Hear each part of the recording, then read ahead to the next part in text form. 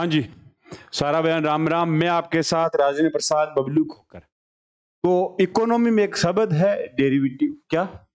Derivative शब्द है। ये आपसे एग्जाम में पूछे कि डेरिवेटिव शब्द का मतलब क्या है, आपको वो भी जानना है। इसे एक दो क्वेश्चन आ भी सकता है, ना भी आए, हम इसको समझ लेंगे। ठीक है, समझना है हमें इस शब्द को। इसका एग्जाम्पल भी देखेंगे। सबसे पहले एक नॉर्मल परिभाषा है ना। तो डेरिवेटिव की नॉर्मल परिभाषा ये है कि ये एक वित्तीय साधन है, मतलब फाइनेंशियल इंस्ट्रूमेंट है, वित्तीय साधन है, जिसका मूल्य किसी अन्य संपत्ति पे निर्भर करता है। ये वित्तीय बाजार में जोखिम प्रबंधन, सट्टेबाजी और निवेश रणनीति के रूप में उपयोग किया जाता है। कौन? डेरिवेटिव, मतलब टर्म। अब इसके टाइप है, वो टाइप प्रकार देखते हैं।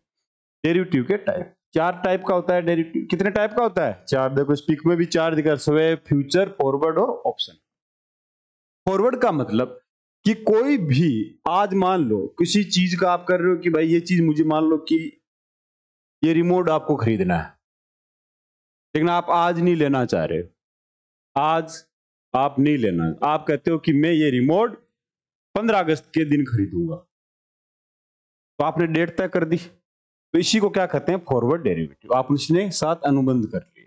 इसमें क्या है? भविष्य में किसी निश्चित तारीख पर संपत्ति खरीदने या बेचने का फॉरवर्ड अनुबंध होगा। दूसरा वायदा, फ्यूचर। फ्यूचर का मतलब है एक मानकीकृत अनुबंध जिसमें भविष्य में निश्चित मूल्य पर लेन देन तय होगा। अब जैसे मैंने फॉरवर्ड तो तय कर लिया, निश्चित डेट तय कर दी, लेकिन मैंने पैसा तय नहीं किया। मान लो कि आज इसका 80 रुपए है इस रिमोट के, लेकिन 15 अगस्त के दिन या उस टाइम इसकी वैल्यू 90 रुपए हो जाए तो मुझे 90 देने पड़ेंगे। अगर मैंने फ्यूचर डेरिवेटिव का अनुबंध किया हुआ है तो मैं ये 80 रुपए में ही लूंगा। ठीक। तीसरा, अब जैसे इससे फायदा क्या है? फ्यूचर वाले से फायदा है, जो मान लो किसानों के लिए फायदा है कि भाई आज किसान की फसल खड़ी है, उसने फिक्स दाम मांग लिया कि भाई 2000 रुपए बाद में, चाहे आगे फसल का पैसा गिरे या कम ज्यादा, उसे कोई मतलब नहीं, उसको तो पैसा मिलेगा है। तो समझेंगे अभी पूरा। विकल्प, ऑप्शनल। ऑप्शनल का मतलब है यह खरीदार को अधिकार देता है लेकिन बाध्य नहीं करता कि भविष्य में किसी निश्चित कीमत पर खरीदे और बेचे, लेकिन इन दोनों में आपको लेना ही पड़ेगा कि आपने अनुबंध किया है। इस पे आप ले भी सकते हो, नहीं भी ले सकते। स्वैप का मतलब है दो पक्षों के बीच नकदी प्रवाह या ब्याज दरों का आदान प्रदान। ये मतलब मान लो कि एक यूएस की कंपनी है, वो इंडिया में 6% दे रही है ब्याज, और इंडिया की कंपनी यूएस में दे रही है 5%। ये दोनों अपने ब्याज को स्वैप कर सकते हैं कि भाई तुम मेरा वाला तुम्हारे देश में चुका दो, मैं तुम्हारा वाला मेरे देश में चुका दो। नहीं समझे? इसका उदाहरण देखेंगे। पहले एक बार कर लेते। पहला उदाहरण किसका? फॉरवर्ड अनुबंध का। तो फॉरवर्ड अनुबंध में क्या, मान लीजिए एक भारतीय कोई निर्यातक अमेरिका को माल बेचता है। किसको बेचता है? अमेरिका को माल बेचता है। 3 महीने बाद $1,00,000 मिलने वाले, लेकिन अगर $1 की कीमत गिर जाती है तो उससे नुकसान होगा। इससे बचने के लिए वो एक फॉरवर्ड अनुबंध करता है जिसमें तय किया जाता है कि 3 महीने बाद, याद रखना डेट तय हो ना, 3 महीने बाद 82 रुपए की दर में बदले जाएंगे। अगर उस समय डॉलर की कीमत 80 हो जाती है तो भी उसे कितने रुपए मिलेंगे? 82 रुपए मिलेंगे, जिससे उसका नुकसान नहीं हो। फॉरवर्ड डेरिवेटिव समझ गए? ये उदाहरण एग्जाम्पल से। दूसरा एग्जाम्पल किसका? दूसरा टाइप कौन सा? अपना फ्यूचर। अब फ्यूचर का उदाहरण, मान लीजिए एक किसान ने अक्टूबर में 1 टन गेहूं बेचना चाहता है, लेकिन उसे डर है कि तब तक कीमत गिर जाएगी। अब किसान को लग रहा है भाई तब तक कीमत गिर जाएगी, तो वो फ्यूचर मार्केट में अभी से 2500 रुपए की क्विंटल की दर से अपने गेहूं का बेचने का अनुबंध कर लिया कि भाई मैं आपको बेचूंगा, चाहे 3000 के भाव आए, मुझे कोई टेंशन नहीं, मैं तो 2500 में आपको फ्यूचर मार्केट में बेच दूंगा। डेरिवेटिव बोल। अगर अक्टूबर में बाजार भाव 2300 हो तो भी उसे 2500 मिलेंगे, इससे कुछ किसान को नुकसान होगा? नहीं होगा। अभी देखो देखेंगे भारत में कब से शुरू हुआ है, कहां पे किसान बेचेगा, ये क्यों सुना रहे हैं ना, सब स्टेप बाय स्टेप पर। दूसरा आता है ऑप्शनल। तीसरा क्या था? ऑप्शनल था। उसका क्या है? उदाहरण, कोई निवेशक टाटा स्टील का शेयर खरीदता है, मतलब टाटा का किसी, आपने शेयर खरीद लिया, लेकिन उसे लगता है कि अगले महीने इसकी कीमत गिर जाएगी। क्या कीमत गिर जाएगी? इसलिए वह पुट ऑप्शन खरीदता है, जो उसे यह अधिकार देता है यदि शेयर की कीमत गिरती है, मतलब शेयर की कीमत गिरती है, तो वो एक तय कीमत पर 1500 रुपए में से बेच सकता है। अगर कीमत 1400 हो जाती है तो वह भी 1500 पर बेचकर नुकसान से बच सकता है। मतलब आपके पास ऑप्शन है, विकल्प।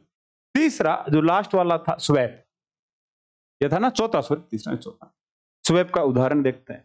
एक भारतीय कंपनी मान लो अमेरिका में है, जिसने कर्ज लिया जिस पर उसे 5% ब्याज देना, मतलब भारतीय कंपनी ने अमेरिकी डॉलर में कर्ज लिया, उसे 5% ब्याज देना पड़ता है, जबकि एक अमेरिकन कंपनी ने भारतीय रुपए में कर्ज लिया तो उससे 6% ब्याज देना होता है। दोनों कंपनियां स्वैप अनुबंध करेंगी कि भाई मैं तुम्हारा चुका दूंगा, तुम मेरा चुका दो, जिससे भारतीय कंपनी अब रुपए में भुगतान करेगी और अमेरिकी कंपनी डॉलर में भुगतान करेगी, इससे दोनों का फायदा होगा।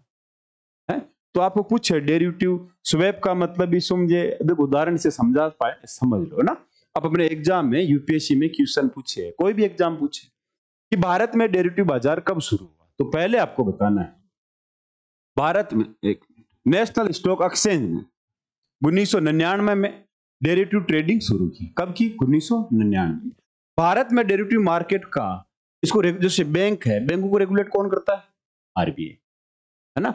वैसे ही तो जो डेरिवेटिव मार्केट है, जैसे बॉन्ड हो गए, डेरिवेटिव हो गए, म्यूचुअल फंड्स हो गए, हैं, इनको कौन करेगा? सेबी, है, security exchange board of India, 1988 92 में रहा। आप सारी चीजें देखना। दूसरा, विदेशी मुद्रा डेरिवेटिव, करेंसी डेरिवेटिव्स का विनियम कौन करेगा? आरबीआई। विदेशी भारत में डेरिवेटिव का कौन करेगा? सेबी। और विदेशी मुद्रा डेरिवेटिव का विनियम कौन करेगा? Reserve bank. मतलब आप फॉरेन में कर रहे हो वायदा बाजार या डेरिवेटिव का जो यूज, इसमें सट्टा भी लगता है कि भाई आप पैसे कम मिलेंगे ज्यादा मिलेंगे, उन उदाहरणों से समझ। भारत में डेरिवेटिव बाजार से जुड़े कुछ महत्वपूर्ण पहलू। पहला पहलू आपसे एग्जाम पूछते हैं, सेबी ने डेरिवेटिव के लिए कड़े नियामक बनाए हैं, क्या क्या है आप करंट पढ़ोगे उसमें आएगा। आरबीआई विदेशी मुद्रा डेरिवेटिव को नियंत्रित करता है। याद रखना, भारतीय कौन करेगा? सेबी भारतीय करेगा, आरबीआई विदेशी करेगा। अभी भारत में क्या क्रिप्टो करेंसी डेरिवेटिव मान्य है? नहीं, अभी भी लीगल नहीं है। कमोडिटी डेरिवेटिव और कमोडिटी डेरिवेटिव एमसीएक्स और एनसीडीएक्स जैसे एक्सचेंजों में ट्रेड होते हैं ना। तो ये क्या है? इसकी फुल फॉर्म एग्जाम पूछता है, इन दोनों की फुल फॉर्म पूछ लेगा। ये पूछ लेगा इसमें क्या बिक रहा है, इसमें क्या बिक रहा है, इसमें क्या ट्रेड हो रहा है, पूछ सकता है ना। तो इसी को जानना है, इसको जानना है, इन दोनों को जानना है। तो सबसे पहले जो हमने पढ़ा उसका क्या वो आगे है, इन दोनों को देखेंगे। सबसे पहले देख लो कि जितना पढ़ा यूपीएससी के लिए क्या क्या। पहला, डेरिवेटिव का अर्थ बताया, एक वित्तीय अनुबंध है। ये क्या? फॉरवर्ड है, फ्यूचर है, ऑप्शनल स्वैप, 4 टाइप का है। भारत में कब शुरू हुआ? 1999 में। रेगुलेट कौन करता है? शेयर बाजार हो गए सेबी और मुद्रा बाजार हो आरबीआई। उपयोग, जोखिम प्रबंधन, सट्टेबाजी, मूल्य खोज, लीवरेज। चुनौतियां, बाजार जोखिम, संगठनात्मक जोखिम, सट्टेबाजी की संकट की संभावना में लोग सट्टा लगाने लग जाएंगे फ्यूचर के लिए। जो 4 उदाहरण है वो याद रखना। अब ये माल बेचेगा कहां पे? शब्द जो बताए हैं, कौन सा? एमसीएक्स, एम का मतलब मल्टी कमोडिटी एक्सचेंज, एक तो ये हुआ सब। दूसरा एनसीडीएक्स मतलब national commodity derivatives exchange, NCDEX है। तो इन दोनों में फर्क क्या? पहला फर्क मान लेना, जैसे पिक दिख रही है ना, इसमें क्या लिखा है? वीट, गेहूं। और गेहूं किसकी तरफ है? देखो एनसीडीएक्स की तरफ है। तो एनसीडीएक्स में जो भी फ्यूचर बाजार में या वायदा बाजार में जो भी होगा ऑप्शनल ट्रेड, वो सब गेहूं वगैरह जितने भी खाने पीने की चीजों का वो इसमें होगा ट्रेड। जो भी सोना चांदी मिनरल्स है वो किसमें होगा? एमसीएस, मल्टी कमोडिटी एक्सचेंज में होगा। नहीं समझे? चलो आगे थोड़ा कर लेते हैं। भारत में कमोडिटी है डेरिवेटिव के लिए 2 प्रमुख एक्सचेंज है, जैसे बॉम्बे स्टॉक एक्सचेंज, नाम सुने? बॉम्बे स्टॉक एक्सचेंज है, उससे ये अलग है, वो अलग। तो ये किसके लिए है? कमोडिटी के लिए। तो एमसीएक्स मल्टी कमोडिटी एक्सचेंज और NCDEX national commodity derivative exchange, दोनों एक्सचेंज वायदा अनुबंध, फ्यूचर कॉन्ट्रैक्ट और अन्य डेरिवेटिव के माध्यम से वस्तुओं में व्यापार की सुविधाएं प्रदान करते हैं। तो आपसे पूछे तो इसकी परिभाषा बता दी। अब दोनों में फर्क क्या है? एग्जाम आपसे यही तो पूछेंगे। चलो फुल फॉर्म पूछती, दोनों में डिफरेंस पूछ लिया। पहला, एमसीएक्स की फुल फॉर्म बता चुका हूं, multi commodity exchange of India. शुरुआत 2003 में, मुख्यालय बंबई, नियामक संस्था रेगुलेट सेबी। सेम उसी में एनसीडेक में क्या है? नेशनल कमोडिटी, इसकी फुल फॉर्म है 2003 में एक साथ शुरू हुई, मुंबई हेडक्वार्टर है, सेबी इसको रेगुलेट करता है। तो आप कहोगे यार यहाँ तो कुछ कंफ्यूजन ही नहीं है। कंफ्यूजन यहाँ आ जाएगा, ये देखो है, कंफ्यूजन के लिए मैं बैठा हूं ना। पहला एनसीडीएक्स, इसमें कहा जाता है कि व्यापार किए जाने वाले उत्पाद कौन कौन से हैं, किसका व्यापार होगा इसमें। इसमें जितने मुख्य रूप से जितने भी मेटल्स है, एनर्जी है, लो धातु वगैरह, धातुएं हैं, एनर्जी मतलब लाइट का भी सामान, पेट्रोल है, कीमती धातुएं, सोना चांदी, कच्चा तेल, प्राकृतिक गैस, इन सब का ट्रेड कहां से, एमसीएक्स, मल्टी कमोडिटी एक्सचेंज में। एनसीडेक, इसमें क्या होगा, इसमें मुख्य रूप से कृषि उत्पाद उन्हीं का ट्रेड। अब एग्जाम आपसे दोनों में उल्टा पूछ सकता है, यहां कंफ्यूज मत। दूसरा मुख्य उद्देश्य क्या, इसका उद्देश्य उद्योगों और ऊर्जा आधारित वस्तुओं में व्यापार की सुविधाएं देना, कि भाई लोगों को फ्यूचर में ऐसा ना लगे भाई मार्केट छोड़ दें, उनके जोखिम कम हो, उनकी जोखिम कम करना। इसमें कृषि में उत्पादों में व्यापार को बढ़ावा देना, कि भाई किसान को ये ना लगे कि भाई भाव गिर जाएंगे तो मैं क्या करूंगा। अगर वो डेरिवेटिव ले रखा है फ्यूचर वाला, कोई टेंशन नहीं, उसका तो बिकेगा। वापिस इधर करते हैं, एमसीएक्स, एनसीडेक, ठीक है।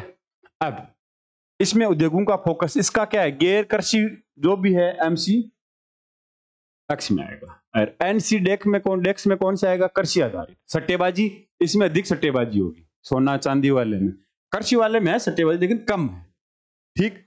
किसानों के लिए कौन उपयोगी है, ज्यादा उपयोगी ये है, कौन सा, एनसीडेक्स।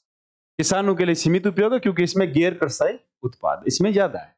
नियंत्रण कौन करता है, दोनों का सेबी करता है, लेकिन एनसीडेक्स में सेबी के साथ साथ कृषि मंत्रालय का भी इंटरफेयर है।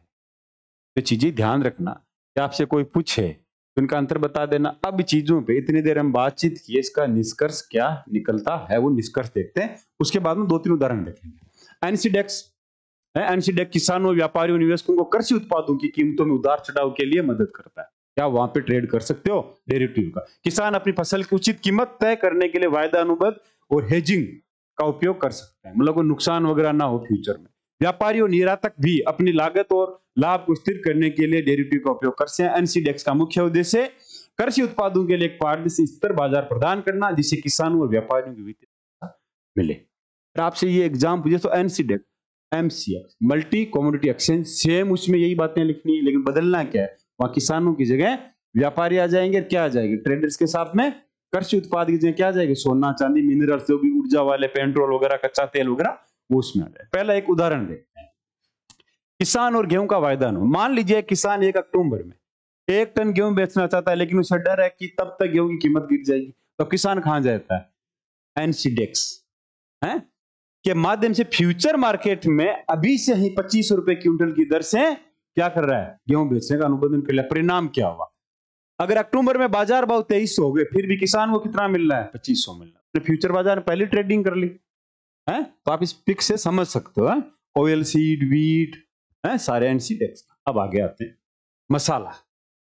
मान लो कोई मसाला निर्यातक कंपनी है, मान लो एक मसाला निर्यातक काली मिर्च ब्लैक पेपर विदेश में बेचता है। मान लो आप ही हो कि आप काली मिर्च विदेश में बेच रहे हो, लेकिन आपको यह डर है कि फसल कटाई के समय काली मिर्च की कीमत घट गई, तो फसल कटाई काली मिर्च की कीमत घट सकती है, तो आप क्या करोगे, आप निर्यातक हो तो आप कहां जाओगे, एनसीडेक्स में जाओ। क्यों, ये एग्रीकल्चर से उत्पाद वाला के माध्यम से विकल्प ऑप्शनल कॉन्ट्रैक्ट खरीद लेते हो, आप चाहो तो बेचोगे नहीं। देखो फ्यूचर में और फॉरवर्ड में आपने अगर कॉन्ट्रैक्ट कर लिया, अनुबंध कर लिया, तो आपको बेचना ही पड़ेगा। इसमें ऑप्शनल में क्या है, आप पीछे भी हट सकते हो, जिससे उसे कम से कम एक न्यूनतम मूल्य की गारंटी मिल जाए। परिणाम क्या होगा, अगर बाजार में काली मिर्च की कीमत गिरती है तो आपको कोई डरने की जरूरत नहीं, क्यों, एनसीडेक्स से आप पहले ही बाजार में बेचने। अगर मान लो कीमत बढ़ती है तो भी टेंशन नहीं, आपने ऑप्शनल चूज किया हुआ है डेरिवेटिव। दूसरा, अब वो मल्टी कमोडिटी एक्सचेंज का एक उदाहरण दे, इसका एमसीएक्स।